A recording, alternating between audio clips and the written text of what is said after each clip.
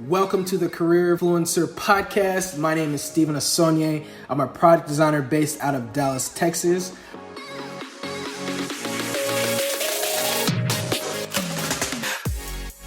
My career has taken a lot of different paths, from digital marketing to e-commerce, and now I'm currently a designer loving what I do and building awesome software products.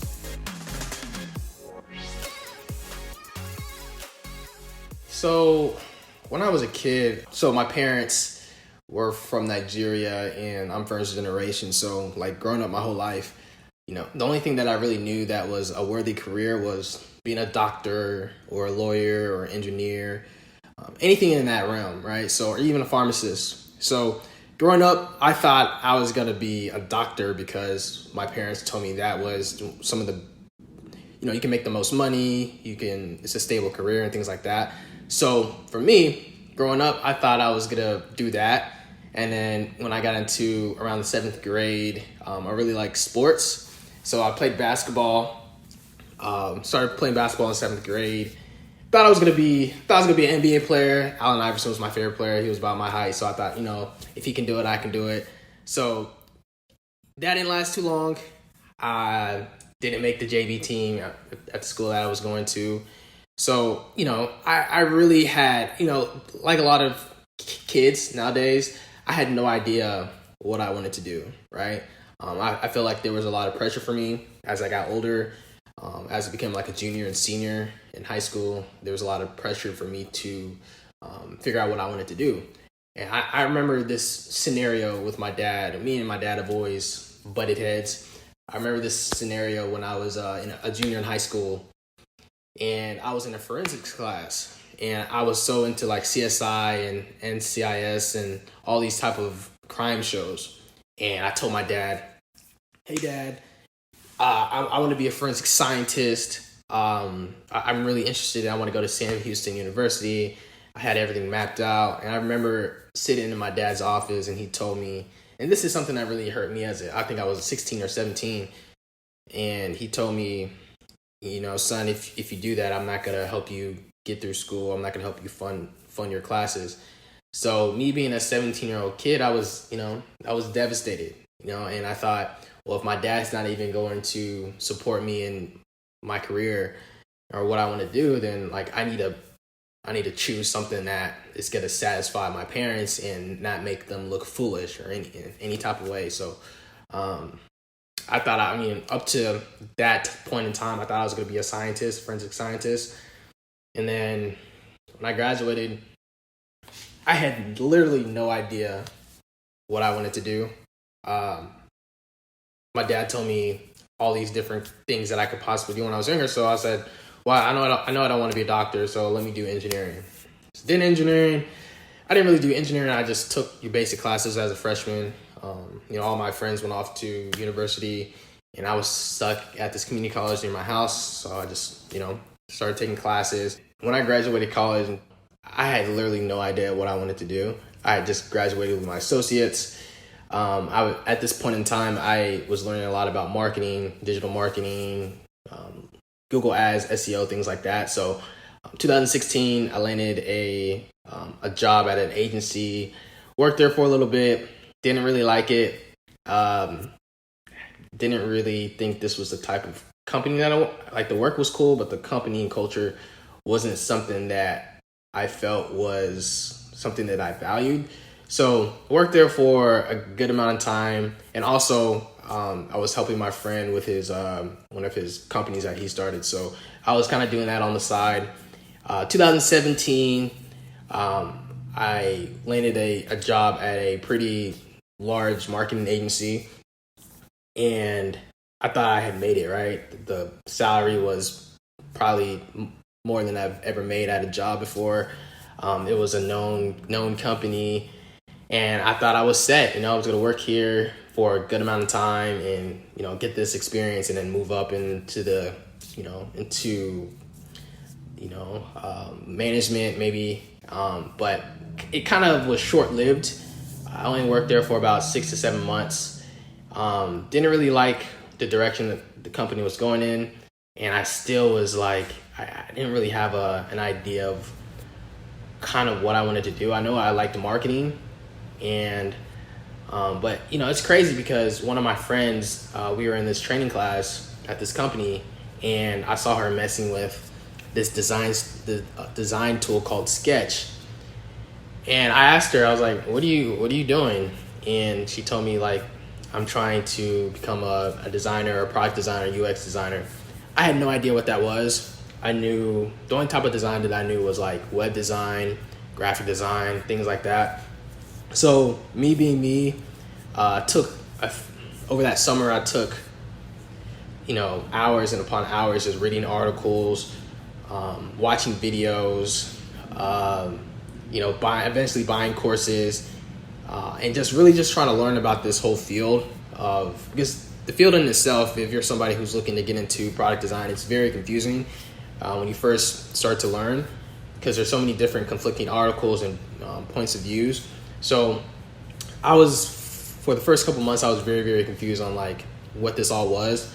But as I started finding the right type of people to listen to, I became very familiar with like the whole industry in itself. So bought courses, made a Twitter, Twitter has a great design and development community on there. So I just started following people that seemed like great designers. Bought courses, bought a lot of books, I knew I didn't want to go to like a boot camp. Some of these boot camps are like $15,000, $17,000.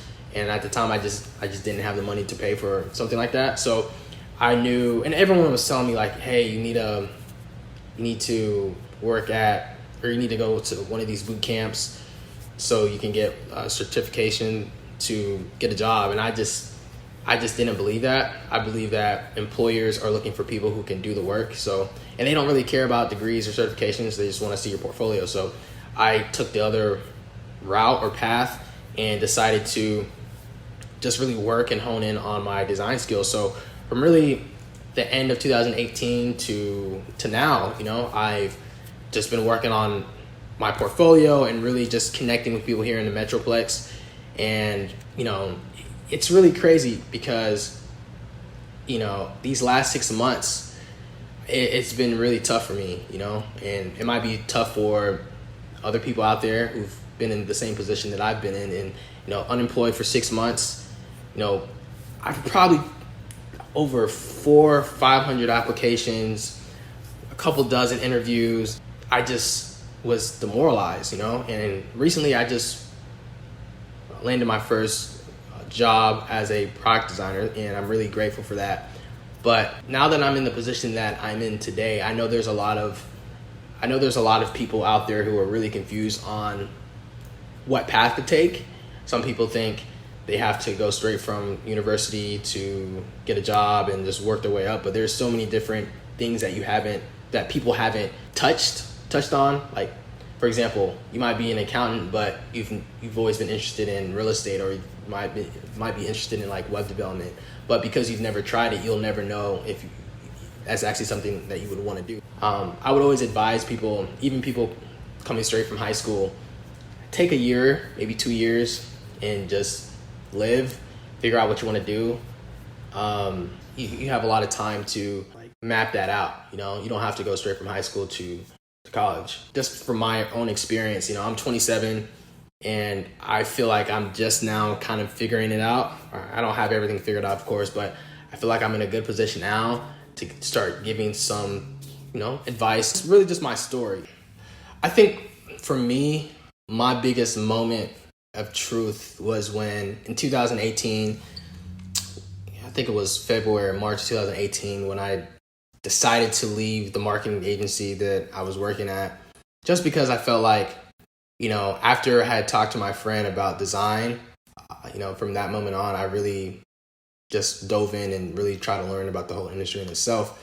And I felt like the company that I was working at just wasn't matching my values. And on top of that, I was really working with my friend in his company. So I decided to leave my full-time job and work with my friend on this company basically full-time. And at the same time, I was learning about the industry when it comes to product design and product development. So for me, that one decision really kind of changed the course of my whole career and my life, because if, for example, I never sat next to my friend, I wouldn't have probably found out about this whole world of product design, and I probably would still be there to this day, and I would probably be doing something that I don't like to do. And, I think it's important when you're young to just take risks. I know it kind of sounds cliche, but I think it's important just to not be afraid to just jump or leap, because you never know what's going to be on the other side. So for me, leaving that company, working with my friend full time, learning design, taking courses, and, I wasn't making a lot of money or anything like that, but I learned a lot about business. I learned a lot about building products, selling products. And I think now that I have a skill set to where I can actually design my own courses and digital products and applications, I think all of that experience, based on that one decision that I made a few years ago, is going to really help me later in life, because I know now that in order to take that next step in life and to get to that next place where you want to be, you have to leap, you have to jump. So I think that was, for me, my most pivotal moment in my career.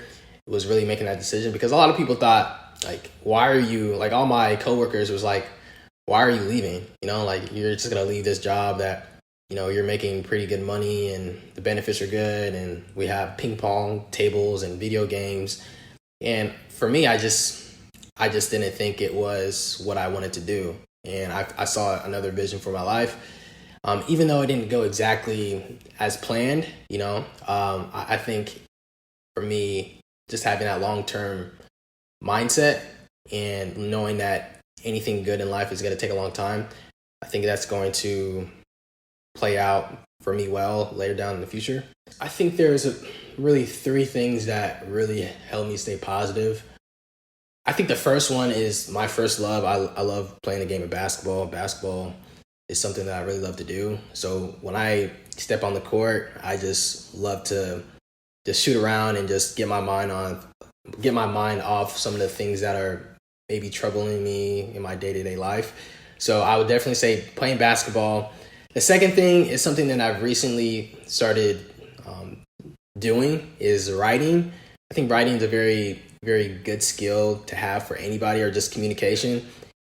When I sit down and really just write out, so I started this journal, and I just wanted to challenge myself to see if I could write just like a personal journal, right? So I've been doing that. Of course, there's some days that I've missed, but really just sitting down and really just talking to yourself through the written word. So I just write about how my day went, how I can get better. Sometimes it's just a few sentences, sometimes it's a few paragraphs, but it's always, for me, it's good to go back and look at the progress that I've made, or maybe even see the progress that I haven't made, so I can really see the changes that I need to make in my life. So I think writing is the second one. And then this one is really important to me. I think it's really just perspective. So I think a lot of times, especially when you're coming out of college, or even coming out of high school, a lot of times you feel like you have to have it all figured out. But that's not really the reality of things. So for me, I like to just look at other people's, not to say I'm like judging myself, put things into perspective. Like, my life could be a lot worse. There's people who are homeless. There's people that are starving, and to really just have gratitude and just be thankful for what you have in life. I think I don't do that every day, but I try to practice that every once in a while, anytime I feel down. And I just feel like that really helps me to stay focused and really just stay grateful for what I have, So I think those three things have really helped me these last couple of years of my life, just to stay in a good place. And of course, relationships that you have with friends and things like that. But for me, those are some of the things that personally I try to focus on. So if I had to, I like to look into like 5 to 10 year terms. So I'm 27 right now. And if my future self, say, I have a vision of who I want to be at 37. If that 37-year-old me were to tell something to me right now that would really stick out, I would say it's focus. That's the one word that I think for me would just it would just stick out the most, because I think in this day and age there's so many distractions. Like for me, I sometimes I look at my screen time and I'm just disgusted with myself, because I just spend way too much time on my phone and social media and emails and just doing things around the house and etc. So say my future self was living a life that I imagined myself being at 37, and he said that the way that I got here was focus, I would immediately just really reflect on that and really hone in on like how I spend my time. So I think focus and just being very diligent in your work would be something that it would just make me stand still and just make me really realize how much I need to do that in order to get to my desired place in life. I'm excited for the future, and I'm excited where life's going to take me.